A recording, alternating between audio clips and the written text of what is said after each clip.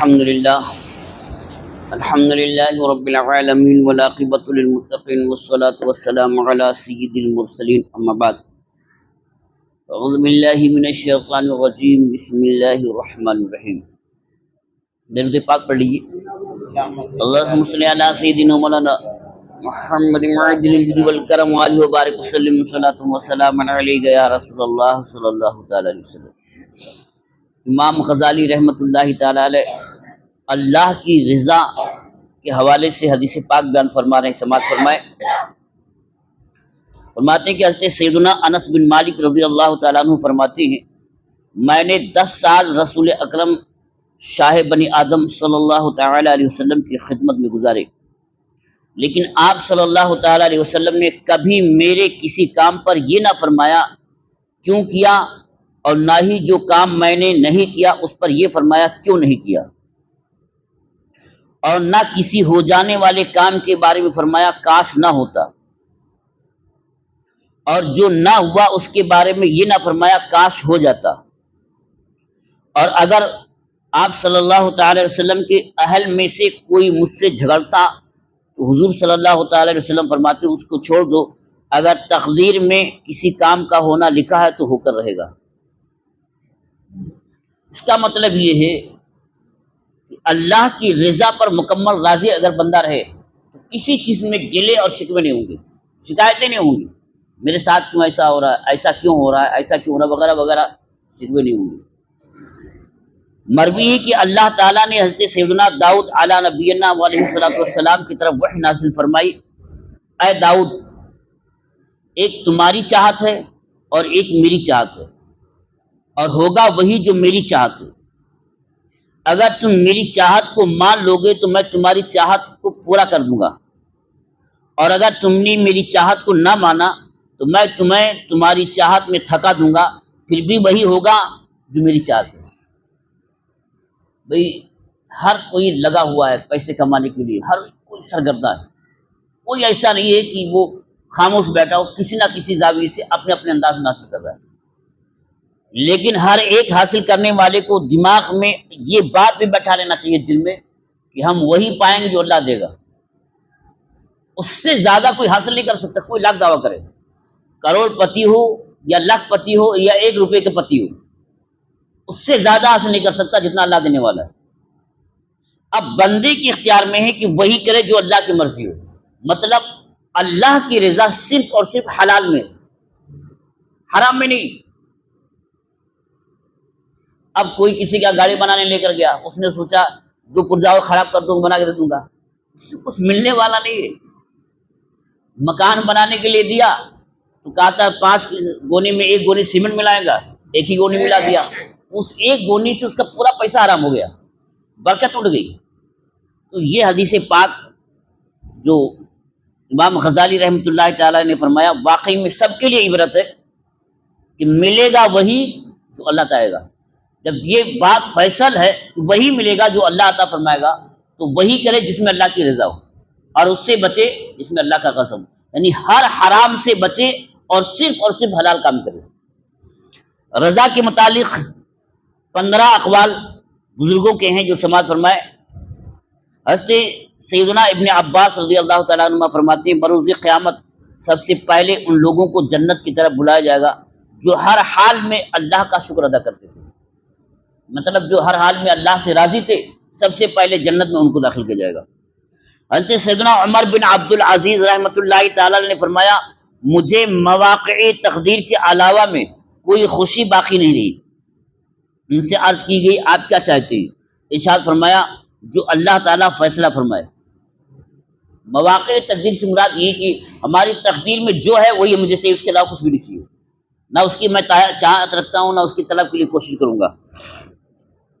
حضرت سیدنا میمون بن مہران علیہ رحمۃ الرحمن فرماتے ہیں جو تقدیر پر راضی نہیں اس کی حماقت کا کوئی علاج ہی نہیں. اگر تقدیر پر راضی نہیں تو کیا حاصل کر لے گا؟ جو ثواب ملنا وہ ضائع ہو جائے گا، حاصل تو کر ہی نہیں سکتا ہے، اور جو ملنے والا تھا وہ بھی ضائع ہو جائے گا. حضرت سیدنا فضیل بن عیاض رحمۃ اللہ تعالی علیہ فرماتے ہیں اگر تو تقدیر الہی پر صبر نہ کر سکتا تو تو اپنے نفس کی تقدیر پر بھی صبر نہیں کر سکے گا۔ اگر تو تقدیر الہی پر صبر نہیں کر سکتا تو اپنے نفس کی تقدیر پر بھی صبر نہیں کر سکے گا۔ یعنی کوئی اللہ کی رضا پر راضی نہیں ہے تو نفس جو چاہتا ہے اس پر بھی وہ قانع نہیں ہو سکتا، اس پر بھی صبر نہیں کر سکتا، کبھی یہ چاہے گا، کبھی وہ چاہے گا، کبھی وہ چاہے گا، ایک کل چین سے نہیں بیٹھے گا۔ حضرت سیدنا عبدالعزیز بن رواد علیہ رحمۃ اللہ الوہاب فرماتے ہیں، جو کی روٹی اور سرکہ کھانے اور نہ ہی اون اور بالوں کا لباس پہننے میں شان ہے، بلکہ شان تو اللہ کی رضا میں ہے۔ مطلب یوں کہہ لیں، آپ یوں فرما رہے ہیں کہ کوئی عالی شان محل میں رہ رہا ہو، عالی شان گاڑی میں رہ رہا ہو، اعلیٰ قسم کا کپڑا پہننا ہو، کھانے پینے کی بہت فراوانی ہو، یہ کوئی شان نہیں ہے۔ ایک آدمی جو ہے چٹنی پر گزارا کر رہا ہے، روٹی سوکھی روٹی پر گزارا کر رہا ہے، تو شان اس میں نہیں ہے کہ یہ کھا رہا وہ کھا رہا ایسا رہا ویسا رہا، شان اس میں ہے کہ اللہ کس سے کتنا راضی ہے۔ جس سے اللہ تعالیٰ راضی ہے بہت بڑی شان ہے، دنیا میں بھی اور آخرت میں بھی۔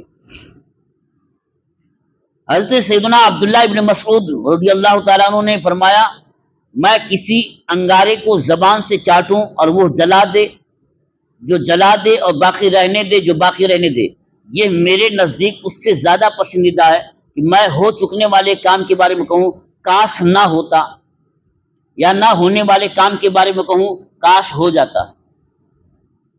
کاش ایسا نہ ہوتا، کاش میں نے یہ نہ کیا ہوتا، کاش ایسا ہو گیا ہوتا، یہ کون کرتا ہے؟ اللہ کی رضا پر راضی نہیں ہوتا وہ۔ اگر کسی سے کوئی کام نقصان ہو جائے اور اس کا اپنا ارادہ اس میں نہ ہو تو سیدھے اس کے دماغ میں یہ آنی چاہیے کہ تو اللہ کی مشیت سے تھی، جو ہوا ہو گیا۔ اور اس کے بارے میں حدیث پاک میں کہ اگر کسی پر کوئی تکلیف پہنچے اور وہ پڑھ دے انا للہ و انا الیہ راجعون اللہم اجرنی من مصیبتی واخلف لی خیر منہا، کہ ہم اللہ ہی کے ہیں، اللہ کی طرف پلٹ کر جانے، اور جو ہمیں تکلیف پہنچتی ہے وہ اللہ کی طرف سے، اور جو آرام پہنچتا ہے وہ بھی اللہ کی طرف سے۔ اب اللہ سے دعا کرے مولا یہ مجھ سے لیا ہے تو اس کے بہتر عطا فرما، تو اس کے بدلے میں اللہ تعالیٰ اور زیادہ عطا فرما دیتا ہے۔ حضرت کسی نے حضرت سیدنا محمد بن واسی علیہ رحمۃ اللہ الواسی کے پاؤں میں زخم دیکھ کر کہا، مجھے اس زخم کی وجہ سے آپ پر بہت ترس آ رہا ہے۔ تو آپ نے فرمایا، یہ زخم جب سے ہوا ہے میں اس پر شکر کرتا ہوں کہ یہ میری آنکھوں میں نہیں ہوا۔ اللہ کی رضا پر راضی رہنے کا دیکھیں نا، پیر میں زخم ہوا اور بہت خطرناک زخم ہے، دیکھنے والے نے کہا کہ مجھے آپ پر ترس آ رہا ہے، کہ بتائیے آپ کا پاؤں زخمی ہے اور آپ کتنا درد محسوس کر رہے ہیں۔ فرمایا کہ مجھے تو اللہ کا شکر ادا کرنے سے موقع نہیں ملتا کہ آنکھ میں نہیں ہوا، کم سے کم پیر میں ہوا۔ اللہ والے جو ہے نا کتنا زیادہ، کتنی اہم باتیں بیان کر دیتے ہیں۔ منقول ہے پچھلی امتوں کے ایک عابد نے عرصے دراز تک اللہ تعالیٰ کی عبادت کی، تو اس کے خواب میں دکھایا گیا کہ بکریاں چرانے والی فانی عورت جنت میں تیری رفیق ہوگی۔ اس نے عورت کے بارے میں معلومات کی، حتیٰ کہ اس کو پا لیا۔ اس سے 3 دن کی ضیافت چاہیے تاکہ اس کا عمل دیکھے۔ عابد تو رات میں قیام میں گزارتا اور وہ رات بھر سوئی رہتی، اسی طرح عابد دن میں روزے رہتا اور وہ بغیر روزے کے رہتی۔ عابد نے اس سے پوچھا کہ اس کے علاوہ بھی تیرا کوئی عمل ہے؟ اس نے جواب دیا، اللہ کی قسم جو کچھ تو نے دیکھا بس یہی ہے، اس کے علاوہ میں نہیں جانتا۔ عابد مسلسل کہتا رہا کہ یاد کرو، حتیٰ کہ اس عورت نے کہا، ایک چھوٹی سی اچھی عادت مجھ میں ہے، اور وہ یہ ہے کہ اگر میں سختی و تنگی میں ہوں تو وسعت و کشادگی کی تمنا نہیں کرتی، اور اگر مرض میں مبتلا ہوں تو صحت یابی کی آرزو نہیں کرتی، اور اگر دھوپ میں ہوں تو سائے میں ہونے کی خواہش نہیں کرتی۔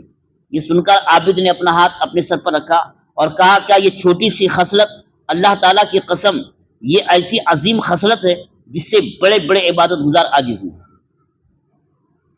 مطلب اللہ کی رضا پر راضی رہے، اس کو وہ چھوٹی سمجھ رہی تھی، اور اس نے کہا کہ جو دن رات میں روزہ اور دن میں عبادت، کہا کہ یہ سب سے بڑی عبادت ہے کہ اللہ کی رضا پر راضی حاصل ہو جائے۔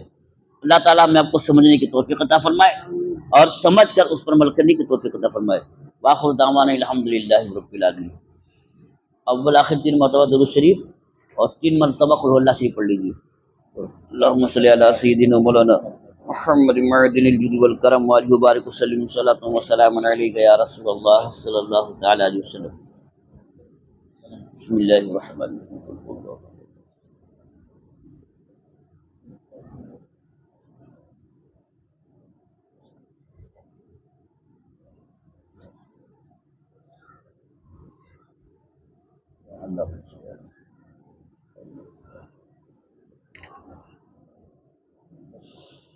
اللهم صل على سيدنا مولانا محمد معدن الجود والكرم وآله وبارك وسلم صلاة وسلام عليك يا رسول اللہ صلی اللہ تعالی علیہ وسلم۔ یا اللہ یا رحمان یا رحیم، ہم لوگوں نے جو کچھ پڑھا اور سنا، قرآن پاک کی آیتیں تلاوت کی اور درود پاک پڑھا، ان سب کا ثواب شیرینی حاضر ہے، اس کا ثواب تیرے محبوب دانائے خفائے غیوب جناب احمد مجتبی محمد مصطفیٰ صلی اللہ تعالی علیہ وسلم کی بارگاہ میں نظر مولا شرف قبولیت عطا فرما۔ ان کے صدقہ تو پہل جملہ انبیاء کرام، رسولان اعظام، صحابہ کرام، صحابیات، تابعین کرام، تبع تابعین، ائمہ مجتہدین، اولیاء کاملین، بزرگان دین، عامت المؤمنین و مومنات، مسلمین و مسلمات، ما کانا ما یکن کی ارواح کو اس کا ثواب نظر مولا سب کو اس کا ثواب عطا فرما۔ بالخصوص ہم سبوں کے خاندان میں جتنے بھی چھوٹے بڑے بوڑھے بچے مرد عورت انتقال کیا، ان کا خاتمہ ایمان پر ہوا تو مولا انہیں اس کا ثواب عطا فرما، ان کے گناہوں کو معاف فرما، ان کے درجات کو بلند فرما۔ بالخصوص حضرت خواجہ غریب نواز رحمۃ اللہ تعالی علیہ کی بارگاہ میں اس کا ثواب نظر انہیں اس کا ثواب عطا فرما۔ ان کے صدقہ و طفیل ہم تمام لوگوں جتنے یہاں موجود ہیں سن رہے ہیں، ہم سب کی تمام مشکلات دور فرما، پریشانیاں دور فرما، خزانے غیب سے ہمیں کشادہ رزق واسع حلال طیب طاہر عطا فرما۔ یا اللہ ہمیں جو بیمار ہیں ان کی بیماریوں کو دور فرما، ہمیں جو مقروض ہیں بارے قرض سے سبکدوشی عطا فرما، ہمیں جو تنگ دست ہیں انہیں خزانے غیب سے کشادہ رزق واسع حلال طیب طاہر عطا فرما۔ ان اللہ ملائکتہ یصلون علی النبی یا ایھا الذین آمنوا صلوا علیہ وسلموا تسلیما۔ اللهم صل على سيدنا مولانا محمد معدن الجود والكرم وآله وبارك وسلم صلاة وسلاما عليك يا رسول الله صلى الله تعالى عليه وسلم۔ سبحان ربك رب العزة عما يصفون وسلام على المرسلين والحمد لله رب العالمين آمين آمين بحق لا إله إلا الله محمد رسول الله صلى الله عليه وسلم۔